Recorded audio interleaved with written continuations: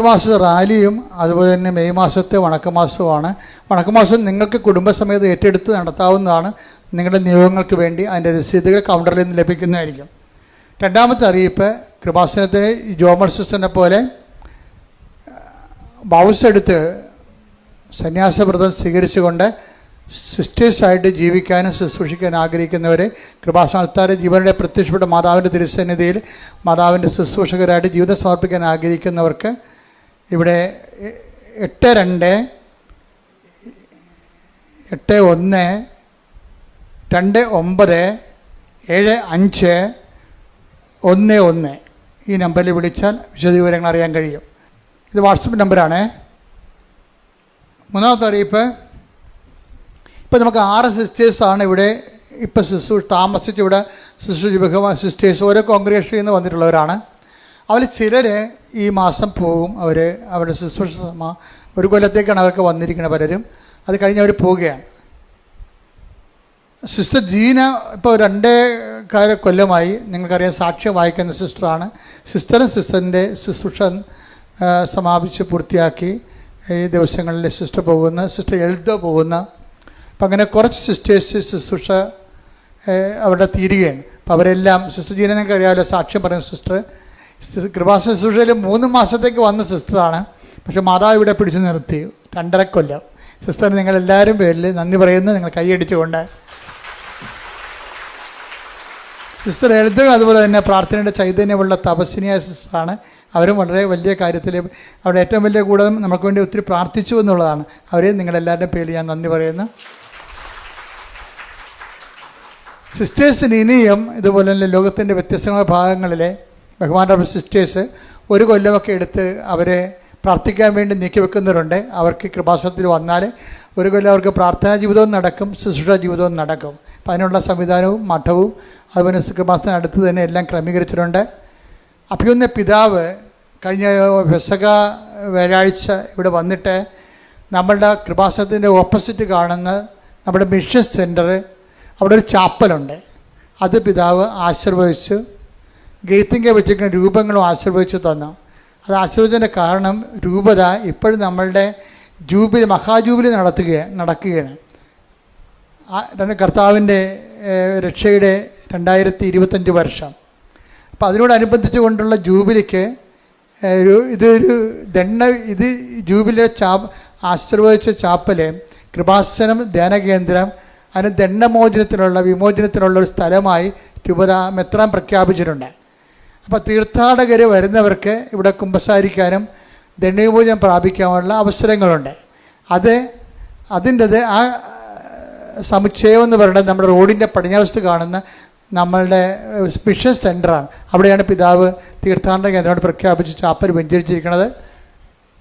അതിൻ്റെ പേര് Kripasanam mission centre എന്നാണ്. നിങ്ങൾ കാണാം, നേരെ പടിഞ്ഞാവശത്ത് കാണുന്നതാണ്. അപ്പോൾ അവിടെ നിങ്ങൾക്ക് തീർത്ഥാടകർ കൂടി വരാവുന്നതാണ്. അപ്പോൾ അവിടെ അങ്ങനെ വരുന്നവർ അവിടെയാണ് വന്നിട്ട് കുമ്പസാരം കഴിഞ്ഞിട്ട് ദൈവവിമോചന ശുശ്രൂഷ കഴിഞ്ഞിട്ട് പോകേണ്ടത്. Thank you. കൃപാസനം നേർച്ച വസ്തുക്കളെക്കുറിച്ചുള്ള അറിയിപ്പ് എപ്പോഴും നമ്മൾ ശ്രദ്ധിക്കുക. കൃപാസനത്തിൻ്റെ ഏറ്റവും ദൈവികമായ ചൈതന്യമുള്ളത്, ദൈവികമായ ശുശ്രൂഷ, വിശ്വാസ പ്രയോജനം നേർച്ച വസ്തുക്കളിലാണ്. അപ്പോൾ എന്ത് പറഞ്ഞാൽ കൃപാസനം നേർച്ച വസ്തുക്കൾ എന്ന് പറയുന്നത് 10-12 പ്രാവശ്യം പ്രത്യേക പ്രാർത്ഥന ചൊല്ലി വെഞ്ചരിക്കേണ്ടതാണ്. അത് നമ്മുടെ സ്റ്റോളിലാണ് ലഭിക്കുന്നത്. അപ്പോൾ ചില ആൾക്കാർ ഇതിൻ്റെ അകത്ത് പുറത്തുള്ളവർ അവർ വീട്ടിൽ നിന്നൊക്കെ ഈ നേർച്ച വസ്തു ഇതുപോലെ തിരികെ കൊണ്ടുവന്നിട്ട് അച്ഛൻ വെഞ്ചരിച്ചാണെന്ന് പറയും. ആൾക്കാരെ പറ്റിക്കും. അപ്പോൾ അത് നേരത്തെ ഞാൻ കുറേ നാളായത് കാണുന്നുണ്ട്. അപ്പോൾ ഇപ്പോൾ ഒത്തിരി ആൾക്കാർ പറ്റിക്കൽ വീണിട്ടുണ്ട്. അതുകൊണ്ടാണ് പറയണത്, പുറത്തുള്ള ഒരു നേർച്ച വസ്തുവും കൃപാസനോട് യാതൊരു ബന്ധമില്ല. അത് അവരുടെ വിഷയങ്ങളാണ്. നിങ്ങൾക്ക് വെഞ്ചരിച്ച വസ്തുക്കൾ ഉള്ളതും ഉടമ്പടിയുടെ ബന്ധപ്പെട്ട കാര്യങ്ങളെല്ലാം ഉള്ളത് കൃപാസനകത്താണ്. പുറത്തുള്ള ഒരു വിഷയമായിട്ടും കൃപാസനത്തിന് ബന്ധമില്ലെന്ന് അറിയിക്കുന്നു. അഖണ്ഡ ജപമാല മധ്യസ്ഥ പ്രാർത്ഥന നടത്താൻ ആഗ്രഹിക്കുന്നവർ ഓഫീസുമായിട്ട് ബന്ധപ്പെടേണ്ടതാണ്. കൃപാസനം പത്രം ഇപ്പോൾ 22 ഭാഷകളിലുണ്ട്. പുതിയ ഭാഷകളിൽ ഇപ്പോൾ അറബിയിലും അതുപോലെ തന്നെ ചൈനീസ് ഭാഷയിൽ വരെ കൃപാസനം പത്രമുണ്ട്. അപ്പോൾ ഓരോരുത്തരും അവിടെയുള്ള പ്രേക്ഷിതരാണ് ഇതെല്ലാം ചെയ്യണത്. ഇപ്പോൾ നമ്മുടെ അനുവാദത്തോടും അംഗീകാരത്തോടുകൂടിയാണ് അതൊക്കെ ചെയ്യണത്. അപ്പോൾ അതുപോലെ നിങ്ങൾക്കും നിങ്ങളുടെ ഏതെങ്കിലും രാജ്യങ്ങൾ ഇപ്പോൾ ഇവിടെ ഇല്ലാത്ത പത്രങ്ങൾ എന്തെങ്കിലും നിങ്ങളുടെ ആ രാജ്യങ്ങളുണ്ടെങ്കിൽ നിങ്ങൾക്ക് അതനുസരിച്ച് പ്രേക്ഷിത വേലയിൽ പങ്കെടുക്കാവുന്നതാണ്. എപ്പോഴും ശ്രദ്ധിക്കേണ്ട വിഷയം, ഉടമ്പടി ധ്യാനം നിങ്ങൾ കൂടാതിരിക്കരുത്. ഇപ്പം ഇന്ന് കൂടിയാലും ഇന്ന് കൂടിയത് വീണ്ടും ഓർക്കേണ്ടി വരുമല്ലോ. അപ്പം നിങ്ങൾ ഒരിക്കൽ കൂടി ഈ ധ്യാനം ചൊവ്വാഴ്ച അപ്പ് ചെയ്യുമ്പോൾ നിങ്ങളതിൽ കൂടണം. അതുപോലെ തന്നെ എല്ലാ ദിവസവും ഉള്ളത് 10 മിനിറ്റ് 12 മിനിറ്റ് ശുശ്രൂഷ ഉണ്ട്. 5 പേർക്ക് നിങ്ങൾ പ്രത്യക്ഷ പ്രാർത്ഥന അച്ഛൻ നിങ്ങളോട് കൂടെ ചെല്ലണതാണത്. അത് മുടങ്ങിപ്പോകരുത്. പ്രത്യക്ഷ അതിന് ഡെയിലി ബ്രെഡ് ആ പേര്. അത് 3 മിനിറ്റ് പ്രത്യക്ഷ പ്രാർത്ഥന, 3 മിനിറ്റ് അന്നത്തെ നിയോഗ പ്രാർത്ഥന, ഒരു ബാക്കിയുള്ള സമയം 12 മിനിറ്റ് വരെ. എന്നുവെച്ചാൽ ബാക്കിയുള്ള ഒരു 4-5 മിനിറ്റ് 6 മിനിറ്റോളം ചിലപ്പോൾ വരും. അതെല്ലാം അന്നത്തെ സന്ദേശമാണ് നൽകണത്. അപ്പം അത് കൂടുകയും സ്റ്റാറ്റസ് ഇടുകയും ഷെയർ ചെയ്യുകയും ചെയ്യണമെന്ന് പ്രത്യേകം ഓർപ്പിക്കുന്നു. പരിശുദ്ധ പരമദിവ്യകാരുണ്യത്തിന് ആരാധനയും സ്തുതിയും പുകഴ്ചയും ഉണ്ടായിരിക്കട്ടെ. പരിശുദ്ധ പരമദിവ്യകാരുണ്യത്തിന് ആരാധനയും സ്തുതിയും പുകഴ്ചയും ഉണ്ടായിരിക്കട്ടെ. പരിശുദ്ധ പരമദിവ്യകാരുണ്യത്തിന് ആരാധനയും സ്തുതിയും പുകഴ്ചയും ഉണ്ടായിരിക്കട്ടെ. പെട്ടെന്ന് ഫയറാകുന്ന ഉടമ്പടിയുടെ അടിസ്ഥാനപരമായ ഒരു ബിഹേവിയറുണ്ട്.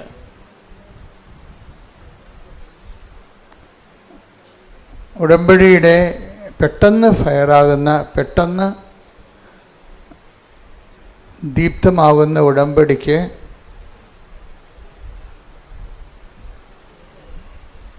അതിൻ്റെ ആധാരത്തിൽ ഒരു ബേസിക് ആയിട്ടുള്ള ബിഹേവിയറുണ്ട്. ബിഹേവിയർ എന്ന് പറയുന്നത് എന്താണ്? പെരുമാറ്റം.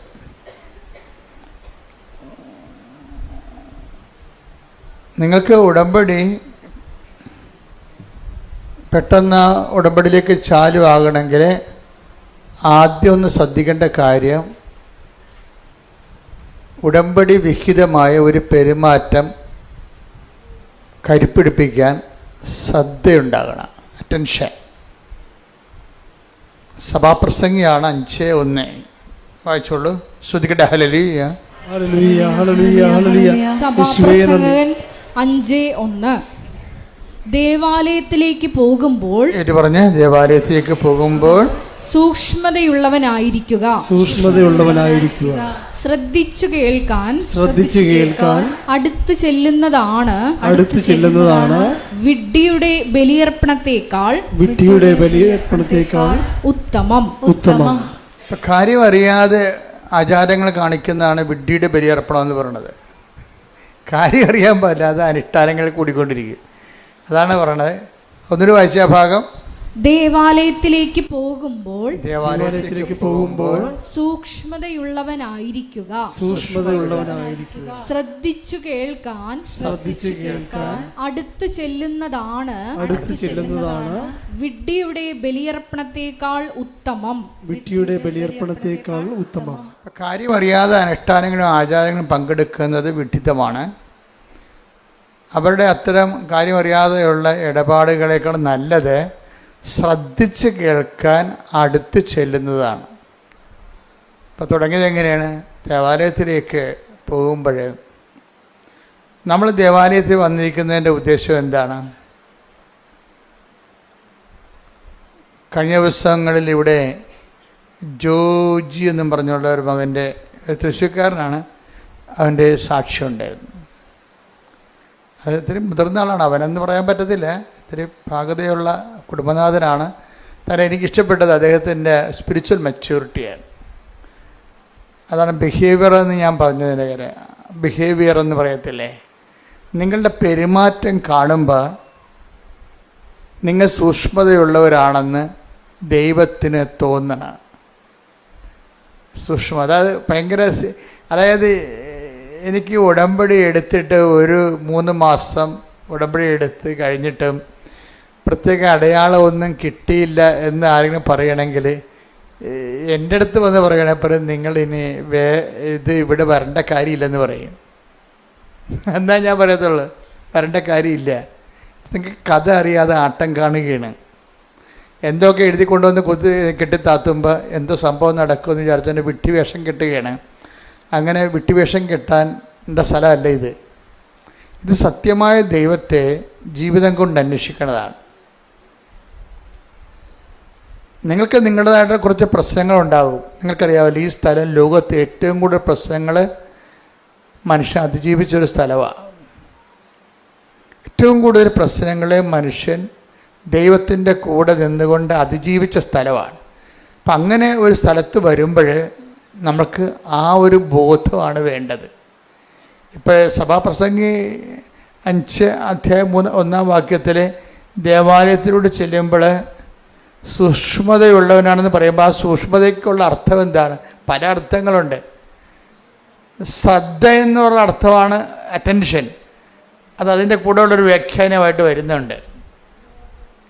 അതായത്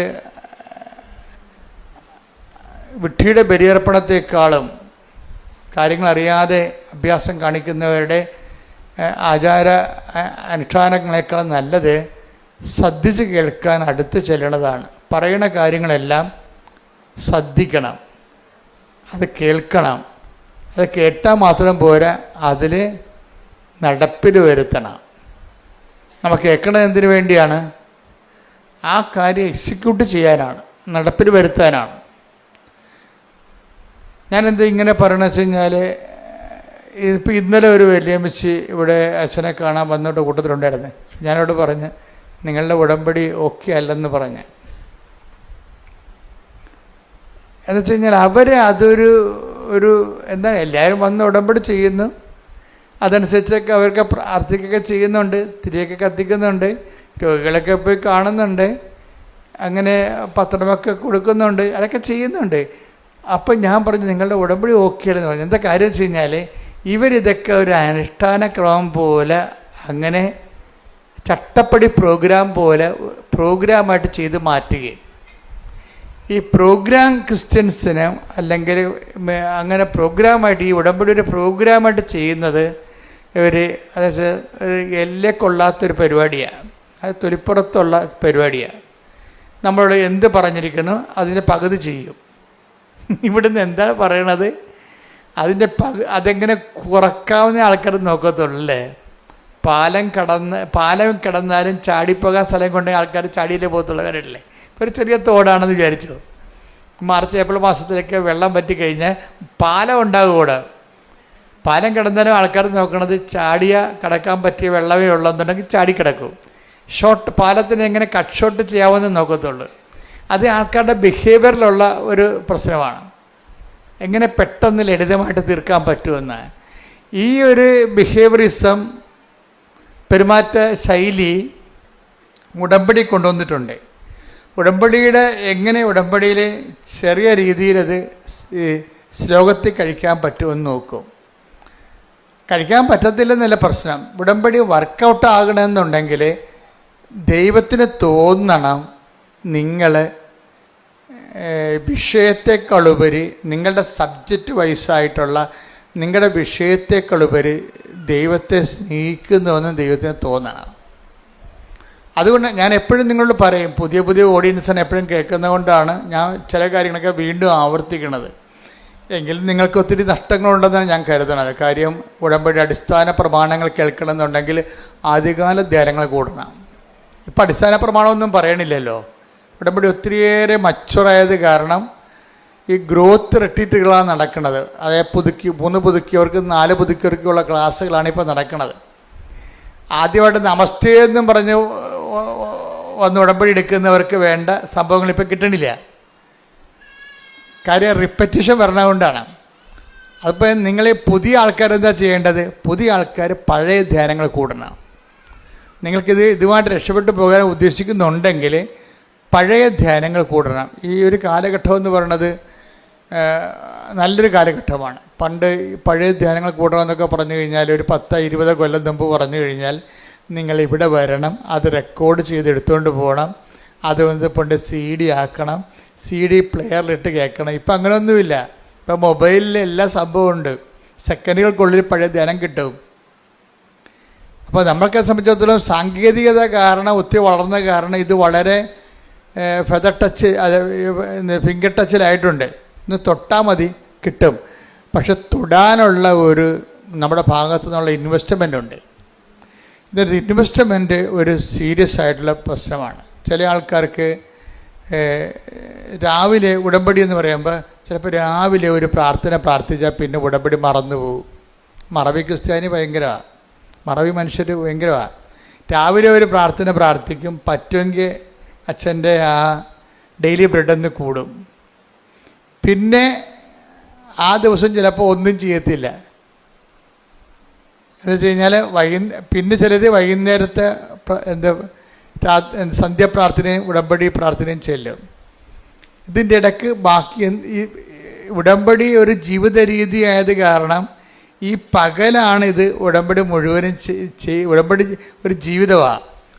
അപ്പം നമ്മുടെ റിസ്ക് എന്ന് പറയുന്നത് ദൈവത്തെ ബോധ്യപ്പെടുത്തണം. എന്താണ്? എൻ്റെ മക്കൾ കേൾക്കുന്നുണ്ട്, അച്ഛൻ പറഞ്ഞു സീരിയസ് ആയിട്ടുള്ള കാര്യമാണ് ഞാൻ പറയണത്. നിങ്ങൾ ഒത്തിരി കാര്യം എഴുതിയിടണമല്ല പ്രശ്നം, എഴുതിയിടേണ്ട ഇരട്ടി നടക്കും. പക്ഷേ നിങ്ങൾ ആ ഉടമ്പടിയുടെ കാര്യത്തിൽ എനിക്ക് മനസ്സിലായത് ഇതിൻ്റെ ഏറ്റവും വലിയ റിസ്ക് എന്താണെന്നറിയാവോ? ഉടമ്പടിയുടെ റിസ്ക് എന്ന് പറഞ്ഞാൽ എന്താണ്? ഏറ്റവും സീരിയസ് ആയിട്ടുള്ള പ്രശ്നം ഉടമ്പടിയിലാണ്. ഒന്ന്, നമ്മൾ ഉടമ്പടിയിലാണെന്ന് നമ്മളെ തന്നെ ആദ്യം ഒന്ന് ബോധ്യപ്പെടുത്തിയെടുക്കണം. അതൊരു വലിയ പാടാണ്. രണ്ടാമത്, ഉടമ്പടിയിലാണെന്നുള്ള ദൈവത്തെ ബോധ്യപ്പെടുത്തിയെടുക്കണം. അത് കുറച്ചുകൂടി എളുപ്പമാണ്. അച്ഛൻ പറഞ്ഞ മനസ്സിലായില്ലേ? ഒന്നാമത്തെ എന്താണ്? നമ്മൾ ഉടമ്പടിയിലാണെന്ന് നമ്മളെ ബോധ്യപ്പെടുത്തിയെടുക്കണം. അത് പാടാണ് ശരിക്കും. കാര്യം നമ്മൾ പ്രത്യക്ഷ പ്രാർത്ഥന രാവിലെയുള്ള കഴിഞ്ഞാൽ പിന്നീട് നമ്മൾ പല രീതിയിൽ കെയർലെസ് ആയിട്ടൊക്കെ മൂവ് ചെയ്യുകയും അതിന് നമ്മൾ പലതരത്തിലുള്ള സ്വഭാവമുള്ള ആൾക്കാരുമായിട്ടല്ല ഇൻട്രാക്ട് ചെയ്യണത്. അപ്പം ചിലപ്പോൾ അവൻ തന്തയ്ക്ക് വിളിക്കുമ്പോൾ നമുക്ക് അവൻ്റെ തള്ളക്ക് വിളിക്കാൻ തോന്നും. അതൊക്കെ ഉള്ളത് അതിൻ്റെ അകത്ത് ഉള്ളൂ ഒരു. അപ്പോൾ ഇയൊക്കെ കോൺഷ്യസ് അല്ലേ, അയാൾ ഉടമ്പടിയിലാണെന്നുള്ളവൻ ഇത് ബോധമല്ല. മനസ്സിലായില്ലേ? അതാണ് എൻ്റെ വിഷയം. പണ്ട് ഇപ്പം നമ്മൾ കള്ളത്തരം പറഞ്ഞ് ജയിക്കുമായിരുന്നു ചിലയിടത്തൊക്കെ. അപ്പം ലേഡീസിന് ഭയങ്കര അപകടമാണ്. ലേഡീസിനുള്ള പ്രശ്നം വെച്ച് കഴിഞ്ഞാൽ, ഞാൻ ഇത്രയും നാൾ നിങ്ങൾ ലേഡീസാണെന്ന് പറഞ്ഞു കഴിഞ്ഞാൽ അച്ഛൻ അങ്ങനെ കുറ്റപ്പെടുത്തുന്ന പറയരുത്. പക്ഷെ നിങ്ങളുടെ രക്തത്തിലുള്ള സാധനം എന്നില്ല ഒരു സാധനം പുരുഷന്മാർക്ക് ഉണ്ടത്, പക്ഷെ ലേഡീസിന് കൂടുതലാണ്. നിങ്ങൾ നിങ്ങളുടെ ഭാഗം കറക്റ്റാണെന്ന് പറയാൻ വേണ്ടി കള്ളത്തരങ്ങൾ പറയുന്നയാൾ, എന്നിട്ട് നിങ്ങൾ പറഞ്ഞ് ജയിക്കാൻ വേണ്ടി തരികിട കാര്യങ്ങൾ പറയും.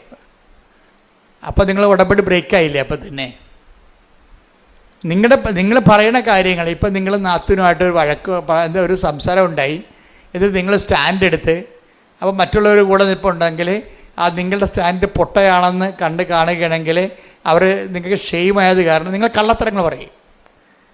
കള്ളത്തരങ്ങൾ പറഞ്ഞ് പൊലിപ്പിച്ച് പറയും, പെരുപ്പിച്ച് പറയും, സത്യവിരുദ്ധമാക്കും. കാര്യം ഒരു വിഷയത്തിൻ്റെ സത്യമുണ്ട്, പിന്നെ ആ സത്യത്തിൻ്റെ പൊലിവ് രൂപങ്ങളുണ്ട്. സത്യത്തിൻ്റെ പൊലിപ്പിച്ച രൂപങ്ങൾ വെച്ച് കഴിഞ്ഞാൽ അതിങ്ങനെ വെച്ച് കെട്ടി പറയും. ഏച്ച് കെട്ടിക്കഴിഞ്ഞാൽ മുഴച്ചിരിക്കും. അപ്പോൾ എപ്പോഴും ഇതിൻ്റെ അകത്ത് വരുന്ന വിഷയം സത്യത്തിൻ്റെ പൊലിവ് രൂപങ്ങൾ, അത് നുണയാണ് ശരിക്കും പറഞ്ഞാൽ. മനസ്സിലായില്ലേ? ഇല്ലാത്ത കാര്യം നമ്മുടെ സ്റ്റാൻഡ് ക്ലിയർ ചെയ്യാൻ വേണ്ടി ഉണ്ടാക്കി വലിപ്പത്തിൽ പറയും. അതെല്ലാം ലേഡീസിന് കുറേ പ്രശ്നങ്ങളുള്ളതാണ് ഇതിൻ്റെ അകത്ത്. നമ്മളറിയാതെ പോവുകയാണ് ശരിക്കും പറഞ്ഞാൽ. നമ്മളിങ്ങനെ ചെയ്യുമ്പോൾ തന്നെ സത്യം ബ്രേക്ക് ഡൗൺ ആകുന്നുണ്ടെന്നും അപ്പോൾ നമ്മൾ ഉടമ്പടി ബ്രേക്ക് ചെയ്യുന്നതുകൊണ്ട് നമുക്കറിയത്തില്ല. അപ്പം അതുകൊണ്ട് ആദ്യത്തെ റിസ്ക് എന്ന് പറഞ്ഞാൽ എന്താണ്? നമ്മൾ ഉടമ്പടിയിലാണെന്ന് നമ്മളെ തന്നെ ബോധ്യപ്പെടുത്തി എടുക്കുന്നതാണ് ആദ്യത്തെ റിസ്ക്. അത് ഒരു നല്ല പരിശീലനത്തിലൂടെ ഉണ്ടാകത്തുള്ളൂ. നല്ല പരിശീലനത്തിലൂടെ, അതായത് ഉടമ്പടി ഒരു ബോധമാണ് ശരിക്കും ആദ്യമേ. അതുകൊണ്ടാണ് സഭാപ്രസംഗി 5:1 പറയുന്നത് എന്താണ്? ദേവാലയത്തിലേക്ക് ചെല്ലുമ്പോൾ പറഞ്ഞ് ദേവാലയത്തിലേക്ക് ചെല്ലുമ്പോൾ നീ സൂക്ഷ്മതയുള്ളവനാവുക. അതൊരു ബോധമാണ്, കോൺഷ്യസ് ആണ്. ഇപ്പം പുതിയ ഉടമ്പടിക്കാരായാലും പുതുക്കിയ ഉടമ്പടിക്കാരായാലും എപ്പോഴും ഒരു കോൺഷ്യസ് ഫോം ചെയ്യണം. ഈ കോൺഷ്യസ് ഫോം ചെയ്യാൻ വേണ്ടിയാണ് ഉടമ്പടി കാശുരൂപം നെഞ്ചത്ത് കെട്ടി തന്നിരിക്കുന്നത്. പിടികിട്ടിയ? ഇനി കുറേ നേർച്ച വസ്തുക്കളുണ്ട് ഇതിൻ്റെ അകത്ത്. ഈ നേർച്ച വസ്തുക്കളുടെ എല്ലാ ഉപയോഗവും ഇതിലെ ഒരു കാരണം നിങ്ങൾ ഉടമ്പടിയിലാണെന്നുള്ള കാര്യം നിങ്ങളെ തന്നെ ബോധ്യപ്പെടുത്തിയെടുക്കേണ്ടതാണ്. അത് വിശ്വാസ പ്രയോഗത്തിനുള്ളതാണ് എല്ലാം. ഈ സംഭവങ്ങളെല്ലാം വളരെ ചിട്ടയായിട്ടും അടുക്കായിട്ടും ഭംഗിയായിട്ടും ചെയ്യുന്ന ഒത്തിരി പേരുണ്ട്. അവരുടെ സാക്ഷ്യങ്ങൾ കേൾക്കുമ്പോൾ നമ്മൾ ഞെട്ടുന്നതിൻ്റെ കാര്യം അതാ. കാര്യം ഉടമ്പടിയെ സംബന്ധിച്ചിടത്തോളം ഞാൻ എപ്പോഴും പറയും പക്കാ ഫോർമുലയാണെന്ന് പറയും. അതെന്താ? ഞാൻ അച്ഛനായിട്ട് 40ഓളം കൊല്ലമായല്ലോ. ഇത്രയും നാൾ പഠിക്കണ കാലത്ത് കൃത്യമായിട്ട് 10 കൊല്ലം കൃത്യമായിട്ട് പഠിച്ചിട്ടുണ്ട്. ഇന്നും പഠനം ഞാൻ നിർത്തിയിട്ടില്ല. ഒരു കാലത്തും ഞാൻ പഠനം നിർത്തിയിട്ടില്ല. എൻ്റെ മുറി മുഴുവൻ ബുക്കുകളാണ്. ലൈബ്രറി വേറെ ഉണ്ടാക്കി വെച്ചിട്ടുണ്ട് ഇവിടെ. എന്നിട്ട് ആയിരക്കണക്കിന് രൂപയുടെ പുസ്തകങ്ങൾ എല്ലാ കൊല്ലവും മേടിച്ച് കൂട്ടുകയും ചെയ്യും. പുതിയ പുതിയ കാര്യങ്ങൾ വരുമ്പോഴും പഠനങ്ങൾ വരുമ്പോഴും അതെല്ലാം ശ്രദ്ധിക്കുകയും അപ്ഡേഷൻ നടത്തുകയും ചെയ്യും. അതിങ്ങനെ മുഴുവൻ നിങ്ങൾക്കിങ്ങനെ കൊട്ടത്തങ്ങ പോലെ ഞാൻ എഴുതി പൂളി തരത്തില്ല. അതിനെ അസിമുലേറ്റ് ചെയ്തിട്ട് അതിൻ്റെ സത്യാവശങ്ങൾ പരിശോധിക്കും. അപ്പോൾ ഒരു നിരന്തര പഠനത്തിലാണ്. ഈ ഒരു തീക്ഷ്ണത നിങ്ങളുടെ ഭാഗത്തുനിന്ന് ഉണ്ടാകണം. ഉടമ്പടിയിലൂടെ നിങ്ങൾ ജീവിക്കുകയും പഠിക്കുകയും ചെയ്യാൻ. നിങ്ങളെ പലരും എടുക്കുന്നത് ഡിസ്പോസിബിൾ ഉടമ്പടിയാണ് എടുക്കുന്നത്. ഡിസ്പോസിബിൾ ഉടമ്പടി, ഡിസ്പോസിബിൾ ഗ്ലാസ് ഇല്ലേ, ഇപ്പം നിരോധിച്ചിട്ടുണ്ട് ഗവൺമെൻറ് അല്ലേ. ഇപ്പം നിരോധിച്ച ഡിസ്പോസിബിൾ ഗ്ലാസ്, അത് കാപ്പി കുടിച്ചിട്ട് ഗ്ലാസ് എടുത്ത് എറിഞ്ഞ് ഡിസ്പോസ് ചെയ്ത് കളയും. അത് പല ആൾക്കാരും വഴിയിലാണ് കളയുന്നത്. ഇതുപോലെ തന്നെ ഡിസ്പോസിബിൾ ഉടമ്പടി എടുത്തിട്ടുണ്ട് കുറേ ആൾക്കാർ. എന്ന് വെച്ച് കഴിഞ്ഞാൽ അതിൻ്റെ അകത്ത് നിങ്ങളുടെ IELTS മറ്റേ PR മാത്രം എടുത്തിട്ട് ഉടമ്പടി കളയും. ഡിസ്പോസിബിൾ ഉടമ്പടി പുതിയ അങ്ങനെ കുറേ അവതാരങ്ങളുണ്ട്. ഭയങ്കര മുതലുകളല്ല വന്നത്, ഉടമ്പടി എടുക്കാൻ വന്നതല്ലേ. എന്നുവെച്ചാൽ ഡിസ്പോസിബിൾ ഉടമ്പടി എന്ന് വെച്ച് കഴിഞ്ഞാൽ അവർക്ക് ആവശ്യമായ അവിടെ ഇപ്പം പരീക്ഷ റിസൾട്ട് വരാൻ പോകുന്നു. റിസൾട്ട് വന്നു കഴിഞ്ഞു, ശരി, അവർക്ക് റാങ്ക് കിട്ടി, സ്വത്രം നന്ദി, ബാക്കി ഉടമ്പടി കളയും. ആ റിസൾട്ട് മാത്രം എടുക്കും. ചായ കുടിച്ചൊരു ഗ്ലാസ് കളയും. അതാണ് ഡിസ്പോസിബിൾ ഉടമ്പടി എന്നും. ഇതിൻ്റെ വിഷയമെന്ന് പറയണത് ഉടമ്പടി ഡിസ്പോസ് ചെയ്യാൻ പറ്റത്തില്ല. കാര്യം എന്താണ്?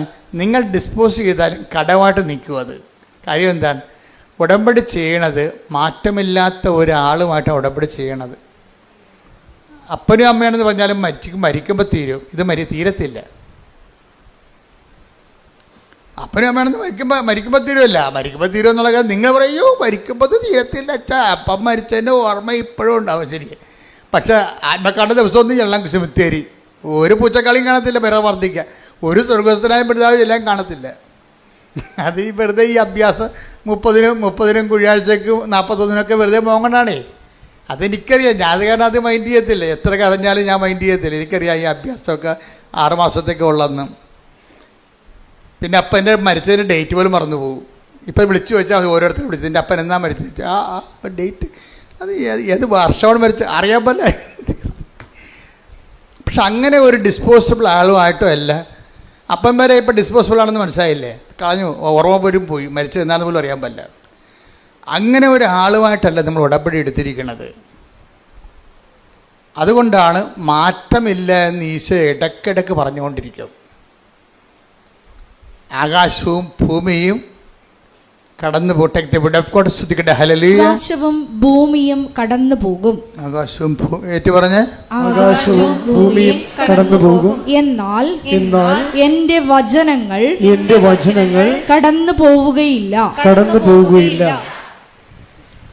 അപ്പോൾ വചനങ്ങൾ കടന്നു പോകുകയില്ല എന്ന് പറയുമ്പോൾ കർത്താവ് അവൻ പറയണ പോലെ നമ്മൾ ചെയ്തോളാം എന്നാണ് പറഞ്ഞിരിക്കണേ. എപ്പോഴും മനസ്സിലാക്കേണ്ട ഒരു വിഷയം എന്ന് വെച്ച് കഴിഞ്ഞാൽ കർത്താവിൻ്റെ മാറ്റമില്ലാത്തവനുമായിട്ടാണ് നമ്മൾ ഉടമ്പടി എടുത്തിരിക്കുന്നത്. അപ്പോൾ നമ്മുടെ വിഷയങ്ങൾ മാറിയാലും ഉടമ്പടി ജീവിതത്തിന് പിന്നെയും നിലനിൽപ്പും പ്രസക്തിയും ഉണ്ട്. അപ്പം ദൈവത്തോടാണ് നമ്മൾ ഉടമ്പടി ചെയ്തിരിക്കണം എന്നുള്ളൊരു ബോധമാണ് ഈ ദേവാലയത്തിലേക്ക് പോകുമ്പോൾ സൂക്ഷ്മതയുള്ളവനാകണമെന്ന് പറയുമ്പോൾ ആ സൂക്ഷ്മത എന്ന് പറയണത് ഒരു ബോധമാണ്. എന്താണ് ബോധം? അതിൽ ഒന്നാമത്തെ ബോധം എന്താണ്? ഞാൻ ദൈവത്തോടാണ് ഉടമ്പടി എടുത്തിരിക്കുന്നത്. അത് ഡിസ്പോസിബിൾ അല്ല. ഇത് എന്നെ പറഞ്ഞ് പഠിപ്പിക്കണം തന്നെത്താൻ. അതാണ് പറയണത് ഉടമ്പടി എന്ന് പറയണത്. എൻ്റെ റിസ്കിൽ ഒന്നാമത്തെ കാര്യം എന്താണ്? ഞാൻ ഉടമ്പടിയിലാണെന്ന് തന്നെ പറഞ്ഞ് പഠിപ്പിക്കുന്നതാണ് എൻ്റെ ഒന്നാമത്തെ റിസ്ക്. എന്ന് പറഞ്ഞ് ഞാൻ ഉടമ്പടിയിലാണെന്നൊന്ന് ആവർത്തിച്ച് പറഞ്ഞ്. ഞാൻ ഉടമ്പടിയിലാണ്, ഞാൻ ഉടമ്പടിയിലാണ്, ഞാൻ ഉടമ്പടിയിലാണ്, ഞാൻ ഉടമ്പടിയിലാണ്. Okay, praise the lord. Praise the lord. അപ്പോൾ ഇത് ഇടയ്ക്ക് എല്ലാ ദിവസവും ഒന്ന് പറയണത് നല്ലതായിരിക്കും കേട്ടോ. പ്രത്യേകിച്ച് നിങ്ങൾ കാത്തലിക്സ് കുമ്പസാരിക്കുമ്പോൾ എവിടെയാണ് ഈ ഉടമ്പടി ദിവസങ്ങളിൽ കാര്യം ഒരു അവിശുദ്ധമായൊരു വ്യക്തിയുമായിട്ട് ദൈവത്തിന് ഉടമ്പടി നിലനിൽക്കാൻ പാടായിരിക്കും. മനസ്സിലായില്ലേ? അതുകൊണ്ടാണ് എബ്രാഹത്തിനോട് പറഞ്ഞത്. എന്താണ് എബ്രാഹത്തിനോട് എന്താ ദൈവം പറഞ്ഞത്? അതാ ഇത് പഴയ ധ്യാനത്തിൽ നിന്ന് എടുത്ത് പറയണം കേട്ടോ. അത് പറഞ്ഞെടുത്ത് 17:1 എടുത്ത് ശ്രുതികട്ടെ. ഹല്ലേലൂയ. ഉൽപ്പത്തി 17:1. ഉൽപ്പത്തി 17:1. അബ്രാമിന് 99 വയസ്സായപ്പോൾ കർത്താവ് പ്രത്യക്ഷപ്പെട്ട് അവനോട് അരുൾ ചെയ്തു, സർവശക്തനായ ദൈവമാണ് ഞാൻ, എന്റെ മുമ്പിൽ വ്യാപരിക്കുക, കുറ്റമറ്റവനായി വർത്തിക്കുക. Praise the lord. അതായത് ബൈബിളിൻ്റെ ഒരു പ്രശ്നം എന്ന് പറയണത് ഈ മനുഷ്യനെ നിരായുധീകരിക്കും. അതാണ് ഒരു പ്രശ്നം. ബൈബിളിൻ്റെ ഏറ്റവും രൂക്ഷമായ ഒരു പ്രശ്നമാണത്. നിരായുധീകരിക്കുമ്പോൾ എന്നാ പറ്റുക കഴിഞ്ഞാൽ ആയുധം കൊണ്ടുള്ള കളികളെല്ലാം ദൈവത്തിൻ്റെ ഭാഗത്തേക്ക് നമുക്ക് കൈമാറും. ഇത് അറിഞ്ഞിട്ട് വേണം ബൈബിളുമായിട്ട് ജീവിക്കാൻ തുടങ്ങാൻ. എന്ന് വെച്ച് കഴിഞ്ഞാൽ ചില സമയത്ത് ആയുധം വെച്ചുള്ള കളികളുണ്ടാകുമല്ലോ ജീവിതത്തിലൊക്കെ. അതിർത്തി തർക്കം, അടിപിടി, ആക്രമണങ്ങളൊക്കെ ഉണ്ടായത്. ഇങ്ങനെയുള്ള ചില ബലപരീക്ഷണങ്ങളൊക്കെ ജീവിതത്തിൽ വരും. ഇപ്പം ഞങ്ങളൊക്കെ ഇവിടം വരെ ഈ ശുശ്രൂഷ വരെ എത്തുമ്പോൾ എന്താ ഇതിനുള്ളിൽ ബലപരീക്ഷണങ്ങളുടെ ഒത്തിരിയേറെ ചാൻസുകളുണ്ടാവും. നമ്മളെന്നാ ചെയ്യും? ഈ ബലപരീക്ഷണങ്ങളെ നാട്ടുകാരെപ്പോലെ കിടന്നുകൊണ്ട് ബഹളം ഉണ്ടാക്കാനോ അടിപിടി ഉണ്ടാക്കാനോ നിൽക്കുക ഇല്ല. ആ ഫയല് മാതാവ് വഴി ഈശോയ്ക്ക് അങ്ങോട്ട് കൈമാറും. ഞങ്ങൾക്കറിയാം ഇതൊക്കെ ഒപ്പിടുമെന്ന്. കാര്യം ഇവരെ ഏൽപ്പിച്ചിരിക്കുന്നത് ഈ ബലപരീക്ഷണത്തിനാണ്. സാത്താൻ്റെ തല തകർക്കാൻ വേണ്ടി ദൈവം സൃഷ്ടിച്ച സംഭവമാണ്. പക്ഷേ എന്താ പ്രശ്നം? നിങ്ങൾക്ക് അമ്മാത്തു നിന്ന് ഇറങ്ങുകയും ചെയ്ത് വാര്യത്ത് എത്തിയില്ലെന്നുള്ള അവസ്ഥയാണ് പലരുടെ. അതിപ്പോൾ ഒരു പഴഞ്ചൊല്ലാണ്. അമ്മയുടെ വീട്ടിൽ നിന്ന് പഠിക്കുകയായിരുന്നു, അവിടെ നിന്ന് ഇറങ്ങി വാര്യത്ത് അപ്പൻ്റെ വീട്ടിൽ എത്തിയില്ല, നടക്കു നിൽക്കുകയാണ്. ലോകത്തു നിന്നൊക്കെ പോന്ന്, പക്ഷെ ദൈവത്തിൻ്റെ അടുത്ത് എത്തിയില്ല. ഇവിടെ ചില ആൾക്കാരുടെ പ്രശ്നം അതാണ്. ലോകത്തുനിന്ന് പോന്ന്. ഇതിനകത്ത് വരുന്ന വിഷയം എന്ന് പറയണത് ഇങ്ങനെ നടുക്കം നിർത്തി അവിടെ ദൈവവും ഇല്ല പിശാചും ഇല്ലാത്തൊരവസ്ഥ വരും. അങ്ങനെ നമുക്ക് ഉടമ്പടി മുന്നോട്ട് പോകാൻ പറ്റത്തില്ല. ഉടമ്പടിയെ സംബന്ധിച്ചിടത്തോളം നമ്മളൊരു ഉടമ്പടി എപ്പോഴും ഒരു നിലപാട് ജീവിതമാണ്. ദൈവത്തിൻ്റെ കൂടെയാണെങ്കിൽ ദൈവത്തിൻ്റെ കൂടെ തന്നെ. അപ്പം നമ്മളെന്താണ് ചെയ്യേണ്ടത്? നമ്മളെപ്പോഴും വിജിലൻ്റ് ആയിരിക്കും. എന്താണ്? ഞങ്ങളെ പ്രലോഭനത്തിൽ ഉൾപ്പെടുത്തരുത്, പണിയുണ്ടാക്കരുത് എൻ്റെ അർത്ഥം. കർത്താവ് പഠിപ്പിച്ച പ്രാർത്ഥനയാണ്. ദൈവത്തിൻ്റെ പക്ഷം ചേരാൻ പത്രോസിന് വാളെടുക്കാനുള്ള അവസരങ്ങൾ ഉണ്ടായിരുന്നു. പത്രോസ് വാളെടുക്കുകയും ചെയ്ത്. അത് കർത്താവിനെ തന്നെ രക്ഷിക്കാൻ വേണ്ടിയാണ് വാളെടുത്തത്. പക്ഷെ കർത്താവ് പറഞ്ഞ് അങ്ങനെ നീ വാളെടുത്ത് എന്നെ രക്ഷിക്കണ്ട എന്ന് പറഞ്ഞ്. അതാണ് സംഭവം. ഇപ്പം വാൾ ഉറയിലിട്ടിട്ട് അവൻ മാറി നിന്ന് അത് പറഞ്ഞ് ഇപ്പം പിതാവിൻ്റെ സമയമാണ് എന്ന് പറയും. ഇപ്പം നീ എന്നെ ഇങ്ങനെ രക്ഷിച്ചിട്ടും വലിയ കാര്യമില്ല, ഇപ്പം ഇത് ക്ലേശങ്ങളുടെ സമയമാണ്. അപ്പോൾ ഈശോ എന്താ പ്രാർത്ഥിക്കണത്? പിതാവേ, അങ്ങേ പുത്രനെ മഹത്വപ്പെടുത്തണമേ. അതാണ് വിഷയം. അതിനെല്ലാം സമീപനങ്ങളുണ്ട്. സുവിശേഷം കരുത്താർന്നൊരു സമീപനമാണ്. നമ്മളെ വിശുദ്ധിയോടെ തുടരുകയും ചെയ്യണം, അതേസമയം തന്നെ പ്രലോഭനങ്ങളെ അതിജീവിക്കണം. അതേസമയം നമുക്കെതിരെ വരുന്ന ബലപരീക്ഷണങ്ങൾക്ക് ദൈവത്തെ കക്ഷി ചേർക്കുകയും ചെയ്യണം. വളരെ തന്ത്രപരമായൊരു ജീവിതമാണിത്. തന്ത്രപരമായ ജീവിതമാണ്. അത് യേശു ജീവിച്ച് തീർത്ത ഒരു ജീവിതമാണ്. ജീവിതം. ഇതിൽ നമുക്ക് മൊത്തം അനുകരിക്കാൻ പറ്റുമോ എന്ന് ചോദിച്ചു കഴിഞ്ഞാൽ നമുക്ക് ഓരോ മനുഷ്യനും അതിൻ്റെതായിട്ടുള്ള പരിമിതികളുണ്ടെങ്കിലും നമ്മുടെ ഭാഗത്തുനിന്ന് ഒരു സുവിശേഷ വിഹിതമായി ജീവിക്കണം എന്നുള്ള ബോധം ഉണ്ടാകണം. അപ്പം അങ്ങനെ നീ സുവിശേഷവിഹിതമായി ജീവിക്കണം എന്ന് ഇപ്പം നിൻ്റെ ഉടമ്പടിയിലെ ഉദ്ദേശം നിൻ്റെ കടങ്ങൾ മാറണമെന്നല്ലേ, അല്ലെങ്കിൽ കച്ചവടം നടക്കണമെന്നാണ് ഉദ്ദേശം, അല്ലെങ്കിൽ കടങ്ങൾ മാറണം. ഇപ്പം ഈ ജോജിയുടെ സാക്ഷി എന്താണെന്നറിയാവോ? ജോജിയുടെ ഒന്നാമത്തെ വിഷയം എന്ന് വെച്ചാൽ ജോജി ഒരു ഹോൾസെയിൽ കട നടത്തിക്കൊണ്ടിരിക്കുകയാണ്, വാടക നടത്തിക്കൊണ്ടിരിക്കുകയാണ്. 15 ലക്ഷം രൂപയുടെ സാധനം അതിൻ്റെ അകത്തുണ്ട്. 15 ലക്ഷം രൂപയുടെ സാധനം അതിൻ്റെ അകത്തുണ്ട്. പക്ഷെ പെട്ടെന്നൊരു പ്രശ്നമുണ്ടായി. എന്താ പ്രശ്നം ഉണ്ടായത്?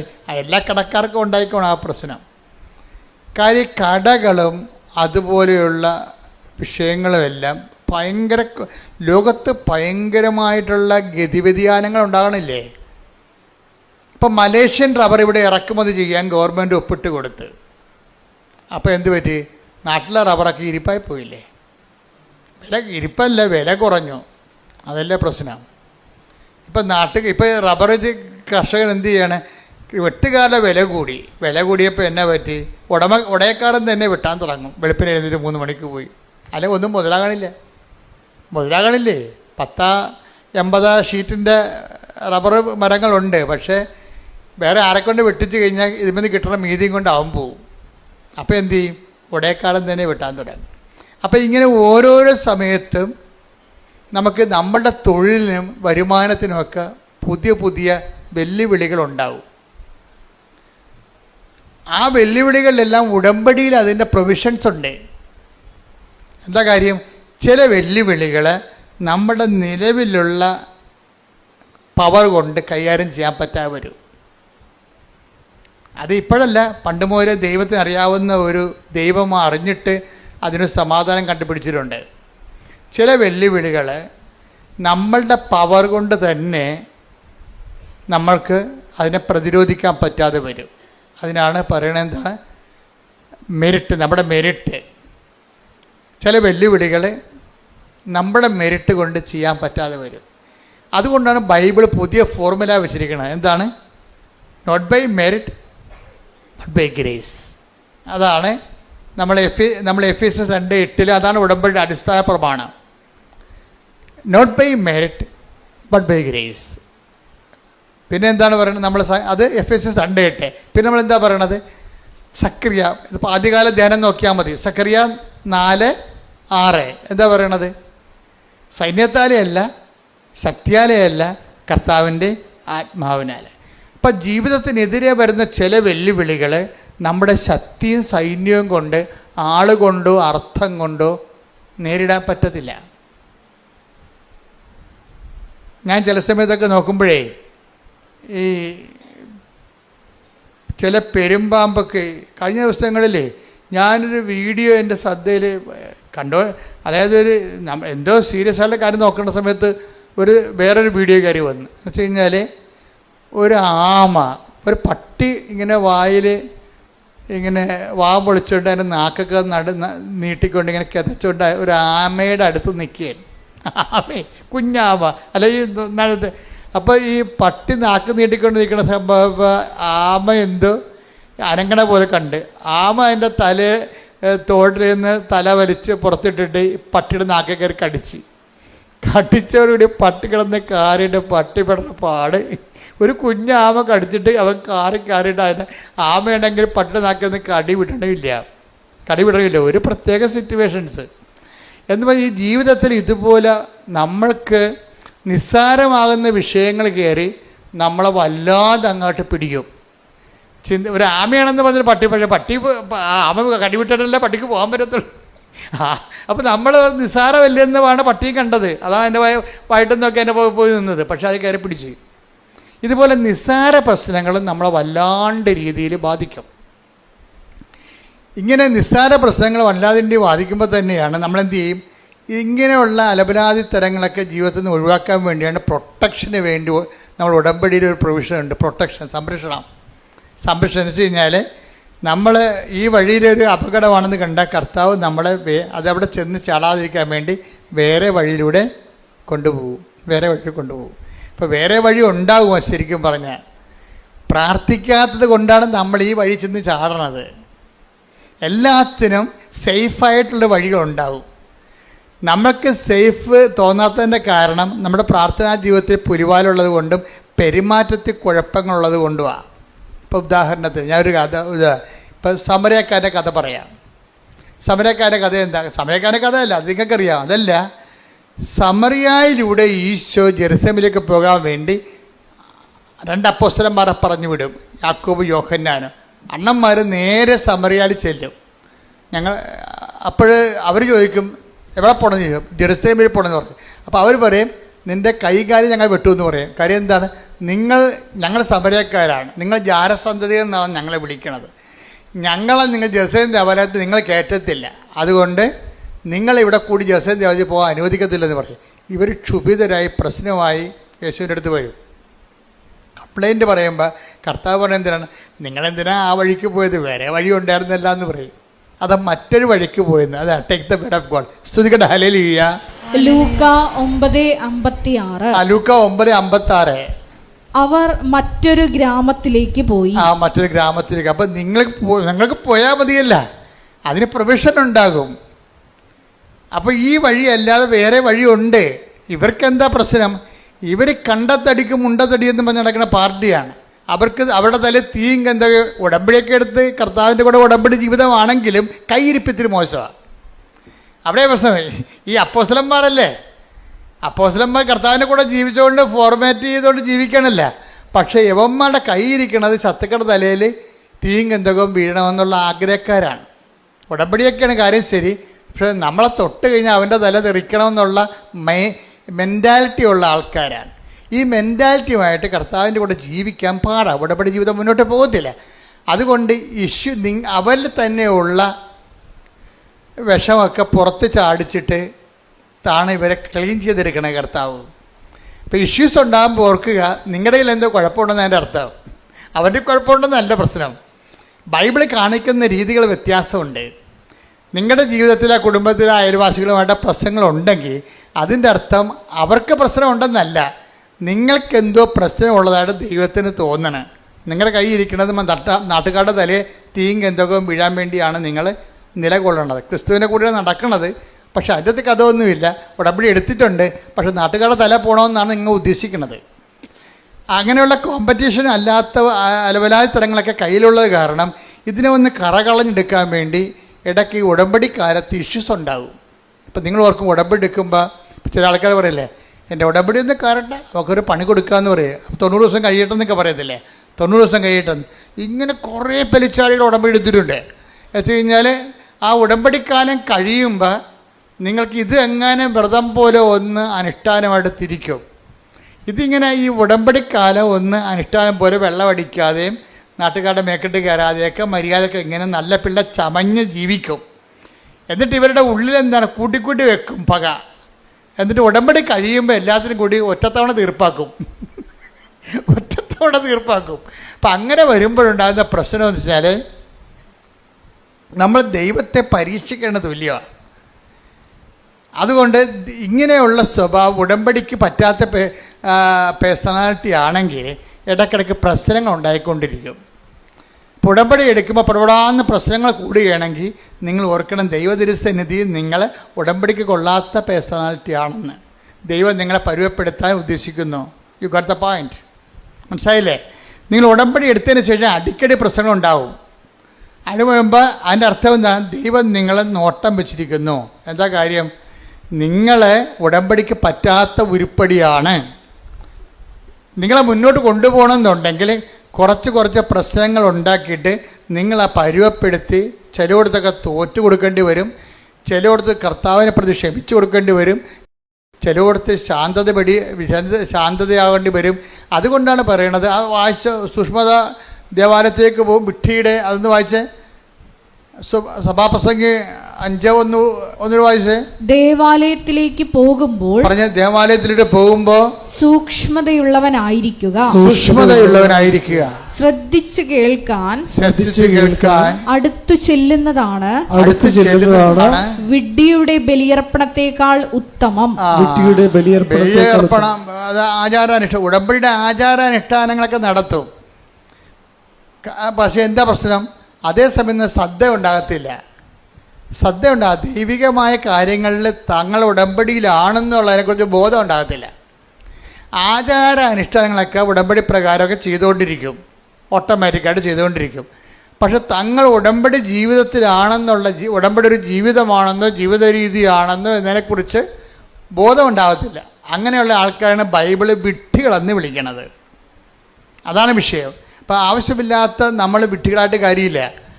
ഈ ഉടമ്പടി പക്കയായിട്ട് ദൈവത്തിൻ്റെ വചനം അനുസരിച്ച് അവൻ എന്ത് കാര്യം വന്നാലും അവൻ പറയണ പോലെ ചെയ്യണം. അല്ല പത്രം കൊടുക്കുന്ന കാര്യത്തിൽ മാത്രമല്ല, അനാഥാലയത്തിൽ പോയി രോഗികളെ കുളിപ്പിക്കുന്ന കാര്യത്തിൽ മാത്രമല്ല, ജീവിതത്തിൽ എന്ത് സംഭവിച്ചാലും ഈ സമയത്ത് എന്താണ് ചെയ്യേണ്ടതെന്നുള്ള വചനത്തിൽ അതിൻ്റെ അകത്ത് സ്റ്റാറ്റ്യൂട്ടറി ഇൻസ്ട്രക്ഷൻസ് ഉണ്ട്.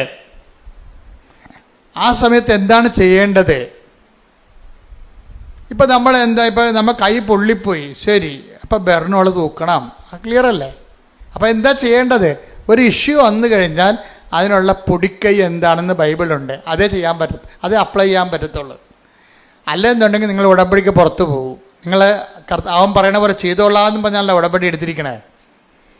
അപ്പോൾ അവൻ പറയണ പോലെ ആ വിഷയത്തിൽ ചെയ്തില്ല എന്നുണ്ടെങ്കിൽ ഉടമ്പടി ഓട്ടോമാറ്റിക് ബ്രേക്കിംഗ് സംഭവിക്കും. അപ്പോൾ ആരുടെ കുഴപ്പം കൊണ്ടാണ്? നമ്മൾ അതുപോലെ ചെയ്യാത്ത കൊണ്ട്. അപ്പോൾ പൂർണ്ണ ഉടമ്പടി ബ്രേക്കായി കഴിഞ്ഞാൽ കുഴപ്പം എന്താണ്? ഉടമ്പടി എടുത്തതിൻ്റെ മുഴുവൻ ഉത്തരവാദിത്വവും നമ്മുടെ പേരിലേക്ക് വരും. അതാണ് വിഷയം. ഉടമ്പടി എടുത്തിട്ട് ഉഴപ്പിയാൽ ഉടമ്പടി എടുത്തതിൻ്റെ മുഴുവൻ ഉത്തരവാദിത്വം പലിശ കണക്കിൽ നമ്മുടെ പേരിലേക്ക് വരും. അപ്പോൾ ചില ആൾക്കാർ പറഞ്ഞു, അച്ഛാ ഞങ്ങൾ ഉടമ്പടി എടുക്കാൻ പേടിയായിരുന്നു അച്ഛാ, കാര്യം അത് തെറ്റിപ്പോയാൽ. പക്ഷേ എന്നാ പ്രശ്നം? ഇത് വെറുതെ ഉഴപ്പന്മാർക്ക് മാത്രമേ ഇത് പ്രശ്നമുള്ളൂ. അല്ലാത്തൊരു മര്യാദക്ക് ഉടമ്പടി സുന്ദരമായിട്ട് ജീവിച്ചിട്ട് ആയിരക്കണക്കിന് സാക്ഷ്യങ്ങളല്ല യൂട്യൂബിലുള്ളത്. അപ്പം അത് എളുപ്പമുള്ള കാര്യമാണ്. ഞാൻ സംസാരിച്ചുകൊണ്ടിരിക്കുന്ന കാര്യം എല്ലായിടത്തും ജീവിതത്തിൽ ഉഴപ്പിയിട്ടുണ്ട്. ആ പാരമ്പര്യം അനുസരിച്ച് ഇവിടെ വന്ന് ഉഴപ്പും. അതാണ് പ്രശ്നം. നിങ്ങൾ ജീവിതം മൊത്തം ഉഴപ്പിയ പാർട്ടി ആയിരിക്കും. പക്ഷെ നിങ്ങൾ ഉടമ്പടി എടുക്കുമ്പോഴെങ്കിലും നിങ്ങളുടെ ആ സ്വഭാവം ഒന്ന് മാറ്റി വെക്കണം, നല്ലതായിരിക്കും. എന്തെടുത്താലും പകുതിയാക്കത്തില്ല. കുറേ പേരും തുടങ്ങി വെക്കും. ആദ്യം ചായക്ക തുടങ്ങും, അത് പകുതിയാക്കാതെ നാട്ടുകാരെ കാശ് കൊണ്ടുപോകും. പിന്നെ പശു വളർത്തൽ തുടങ്ങും, അത് പിന്നെ കുറച്ച് കഴിയുമ്പോൾ അത് ഒഴിവാക്കും. ഇങ്ങനെ കുറേ തുടങ്ങി പകുതിക്ക് ഇട്ട് വസ്തു വിറ്റുമാറ്റി തെണ്ടികളായ ആൾക്കാർ നാട്ടിലുണ്ട്. എന്താ കാര്യം? ഒന്നിനകത്തും കോൺസെൻട്രേറ്റ് ചെയ്യത്തില്ല, ഒരു സാധനത്തിലും കോൺസെൻട്രേറ്റ് ചെയ്യത്തില്ല. വീട്ടിൽ കോഴിയും പശുവിനൊക്കെ വിട്ടിട്ടും പുള്ളി രാഷ്ട്രീയത്തിൻ്റെ മെമ്പറാകാൻ വേണ്ടി നടക്കും. പിന്നെ എങ്ങനെ ഇതൊക്കെ ജീവിക്കണത്? അങ്ങനെ ആൾക്കാരെ കണ്ടിട്ടില്ലേ നിങ്ങൾ? വീട്ടിൽ കുറേ കാര്യങ്ങൾ തുടങ്ങി വെക്കും, എന്നിട്ട് കുറച്ച് കഴിയുമ്പോൾ രാഷ്ട്രീയത്തെക്കാരെ ആരെങ്കിലും കാണുകയാണെങ്കിൽ പിന്നെ അതിൻ്റെ പുറകെ നടക്കും, വീട്ടിൽ നിൽക്കത്തുമില്ല. ഇതെന്നുവെച്ചാൽ ഈ ജീവികളൊക്കെ വളരണമെന്നുണ്ടെങ്കിൽ സമയാസമയങ്ങളിൽ മരുന്നും ഭക്ഷണമൊക്കെ കൊടുക്കാതെ വളരത്തില്ല. ശ്രദ്ധ, ഇതിനാണ് ശ്രദ്ധ എന്ന് പറയുന്നത്. ഉടമ്പടി നിങ്ങൾ പോകണമെങ്കിൽ ഉടമ്പടിയുടെ ഒരു ശ്രദ്ധയുണ്ട്, ശ്രദ്ധയുള്ള ജീവിതമുണ്ട്. എനിക്ക് തോന്നുന്നത് ഒരു 70% പേർക്ക് ഈ ശ്രദ്ധയുണ്ട്. ഞാൻ 30% ടാർഗറ്റ് ചെയ്യണത്. കാര്യം എനിക്ക് നിങ്ങളുടെ സാക്ഷ്യം കൊണ്ട് മുതലാകണില്ല, അതുകൊണ്ടാണ്. കാര്യം ഉടമ്പടി ഒരു പെർഫെക്റ്റ് ഫോർമുലയാണ്. അത് ഒരുമാതിരിപ്പെട്ട ഏത് മന്ദബുദ്ധിയും അതൊന്ന് ആക്ടിവേറ്റ് ചെയ്താൽ നല്ല റിസൾട്ട് വരേണ്ടതാണ്. ചില ആൾക്കാർക്ക് 2 പ്രാവശ്യം പുതുക്കിയിട്ടും 0 റിസൾട്ടാണ്. 2 പ്രാവശ്യം പുതുക്കി, പക്ഷേ 0 റിസൾട്ടാണ്. എന്താ കാര്യം? ഞാൻ നേരത്തെ പറയാറുള്ള പോലെ വവ്വാല് കടിച്ച അത്തിക്കാ പോലെയാണ്, പകുതി കടിക്കും, എല്ലാ പഴുത്തരിക്കും കടിക്കും, ഒരെണ്ണം മുഴുവനായിട്ട് തിന്നത്തില്ല, മൊത്തം താഴെ കിടക്കണം കാണാം. എല്ലാ പല്ലൊക്കെ സ്വഭാവമാണ്, കണ്ണും മൂക്കും കാണാൻ പറ്റാതെ കണ്ട പഴത്തെ എല്ലാം കയറി കടിക്കും. എന്നിട്ട് പഴുത് തിന്ന് കഴിയുമ്പോൾ അത് താഴെ പോകും. എന്ന് വെച്ചാൽ എല്ലാത്തിനെയും പകുതി ചെയ്യും. ഉടമ്പടിയുടെ എല്ലാത്തിൻ്റെയും പകുതി ചെയ്യും. ഒന്ന് പ്രാർത്ഥിച്ച്, കർത്താവ് ദൈവമേ, പൂർണ്ണമായ ദൈവസ്നേഹത്തോടെ പൂർണ്ണ ഉടമ്പടി ചെയ്ത് ഉടമ്പടി ദൈവ പൈതലിന്റെ പെരുമാറ്റ രീതിയോടെ സുവിശേഷ ജീവിതം നയിക്കാൻ ഞങ്ങളെ സഹായിക്കണമേ. ശ്രദ്ധിക്കട്ടെ,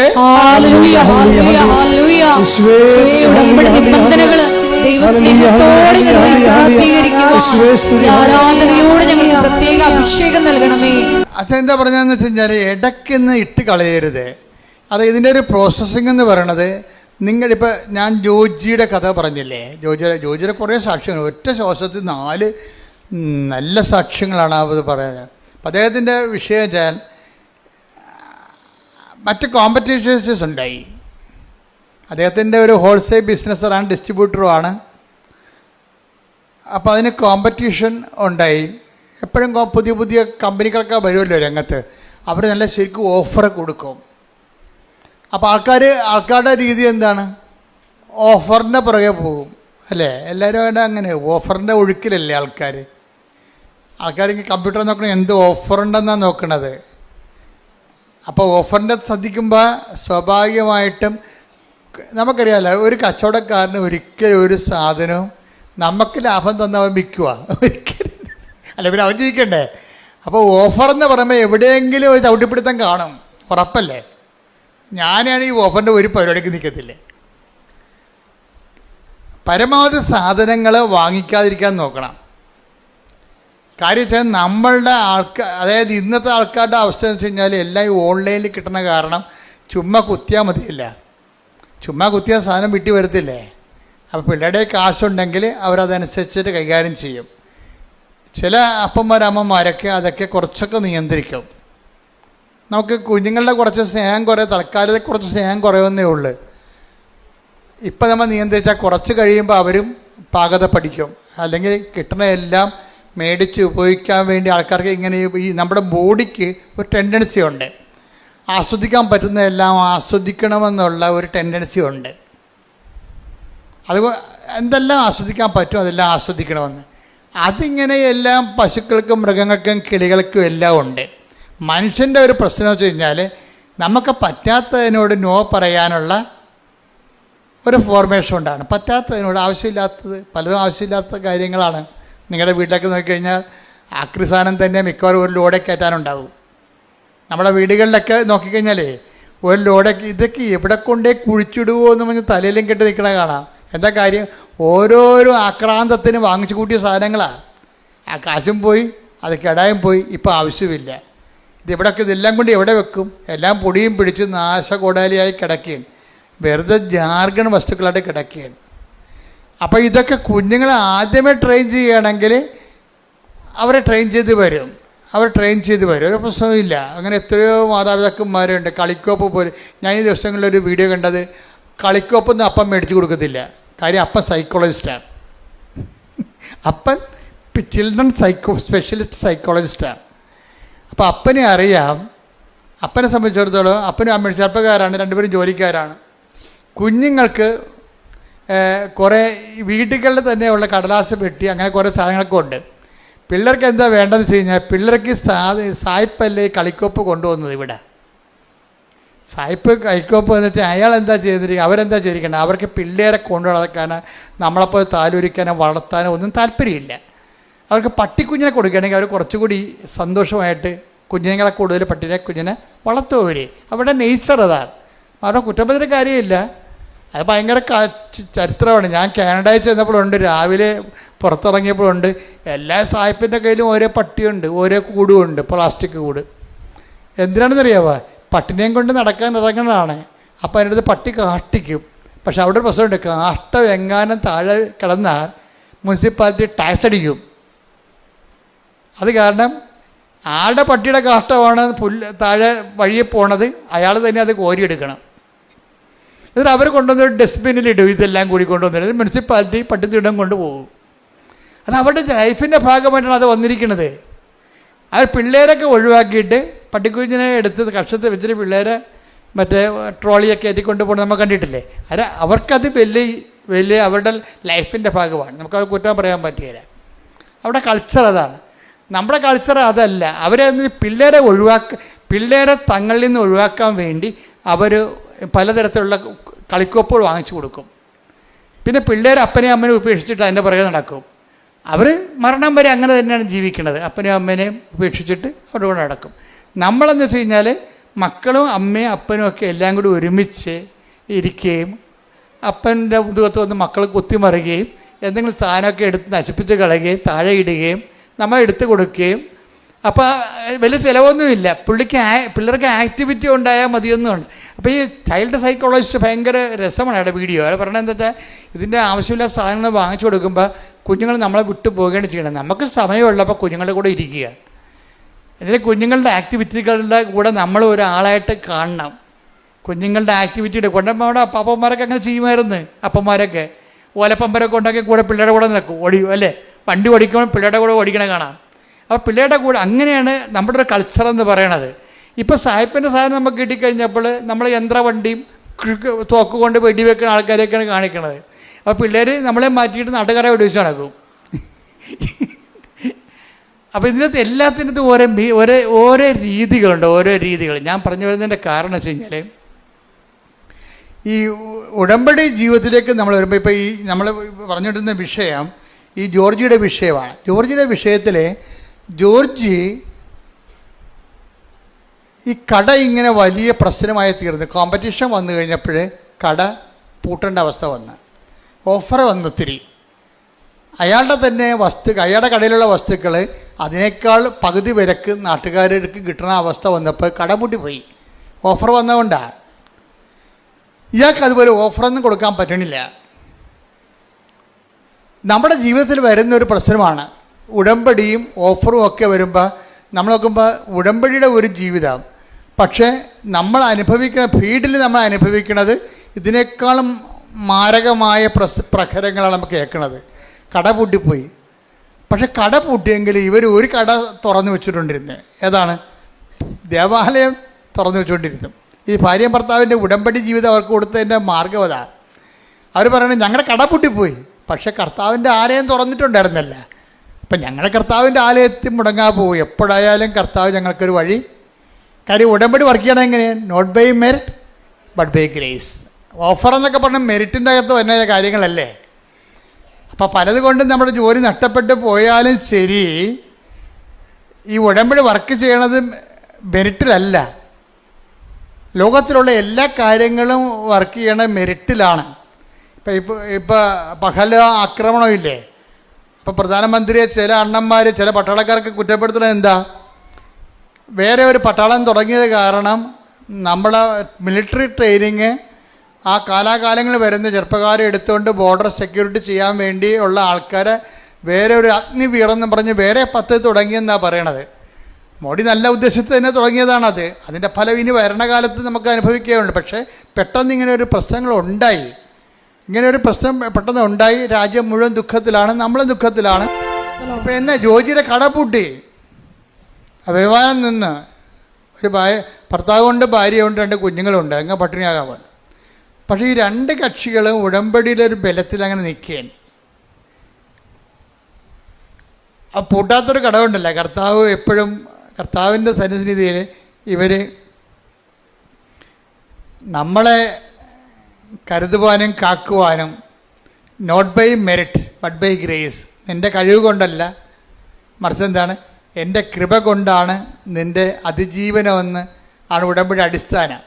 അതുകൊണ്ട് തന്നെ വൈഫും ഹസ്ബൻഡും വളരെ സീരിയസ് ആയിട്ട് തന്നെയാണ് ഉടമ്പടി ജീവിതം മറന്നിട്ടില്ല. അവർക്ക് നല്ല ബോധമുണ്ട് അവർ ഉടമ്പടിയിലാണെന്ന്. അതുകൊണ്ട് ദിവസവും ജോജി പറയണേ, ഞാൻ പണ്ടൊക്കെ ഇങ്ങനെ പള്ളിയിൽ പോകുമെങ്കിൽ ഇന്ന് പോണ പോലെ പോകത്തില്ലായിരുന്നു. ഉടമ്പടിക്ക് ശേഷം ഞാൻ ഡെയിലി പള്ളിയിൽ പോകും, വൈഫ് പോകും. ഒരു ദിവസം വൈഫും 2 കുഞ്ഞുങ്ങളുമാണ് പോകാനൊത്തത്.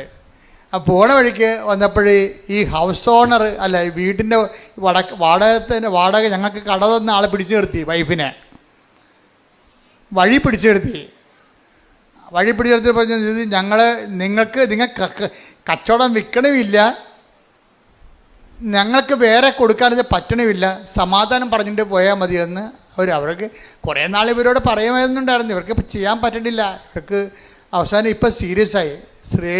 ലേഡീസിനെ തന്നെ വഴി പിടിച്ച് നടത്തുന്ന അവസ്ഥയായി. അത്രയും സീരിയസ് ആയി. അപ്പോൾ നിങ്ങളൊക്കെ ഉടമ്പടി എടുത്താണല്ല, പള്ളിയിൽ നിന്ന് വന്നാണല്ല, എന്നിട്ടും വഴി പിടിച്ച് നിർത്തിയാന്ന്. അതായത് ഉടമ്പടി കാലത്ത് എന്തെങ്കിലും സംഭവിക്കുകയാണെങ്കിൽ അത് ഉടമ്പടി എടുത്ത ആൾക്കാരാണ് നമ്മളെന്നുള്ള ബോധം നമുക്കുണ്ടെങ്കിൽ ഓർക്കുക, നമുക്ക് സംഭവിക്കണത് നന്മയ്ക്കായിരിക്കും അത് മാറ്റണത്. അതെപ്പോഴും ഓർത്തേക്കണം. അപ്പോൾ വൈഫ് വൈഫ് പെട്ടെന്ന് പറഞ്ഞ് എൻ്റെ അമ്മയെ എന്തെങ്കിലും മറുപടി പറയാൻ പറഞ്ഞു. ഇവർ പിടിച്ചു നിർത്തിയല്ല, കടക്കാർ പിടിച്ചു നിർത്തിയില്ല, അതിൻ്റെ ഓണർമാർ പിടിച്ചു നിർത്തിയപ്പോഴേ തടഞ്ഞു നിർത്തിയപ്പോൾ ഈ ജോജിയുടെ വൈഫ് മാതാവിനോട് പറഞ്ഞു, അമ്മേ എന്തെങ്കിലും. അപ്പം ഉടമ്പടി എന്ന് പറയുമ്പോൾ സഞ്ചാരി മാതാവല്ലേ, എവിടെയായാലും കൂടെ ഉണ്ടാവില്ല ആള്. അതാണ് ഉടമ്പടിയുടെ ഏറ്റവും വലിയ ഗുണമെന്ന് പറയണത്. പക്ഷേ സഞ്ചാരി മാതാവാണെന്നുള്ളതിനെക്കുറിച്ച് നല്ല ബോധം ഈ ജോജിക്കുണ്ട്. നിങ്ങൾക്ക് പലർക്കും ഇല്ല, അതാണ് പ്രശ്നം. സഞ്ചാരി മാതാവ് എന്താണെന്ന് പോലും അറിയാൻ പറ്റില്ല. സഞ്ചാരി മാതാവെന്ന് പറയണത് ഉടമ്പടി എടുക്കുമ്പോൾ ദൈവം നൽകുന്ന ഓഫറാണ്. മനസ്സിലായില്ലേ? I come with you wherever you go, അതാണ് ഓഫർ എന്ന് പറയണത്.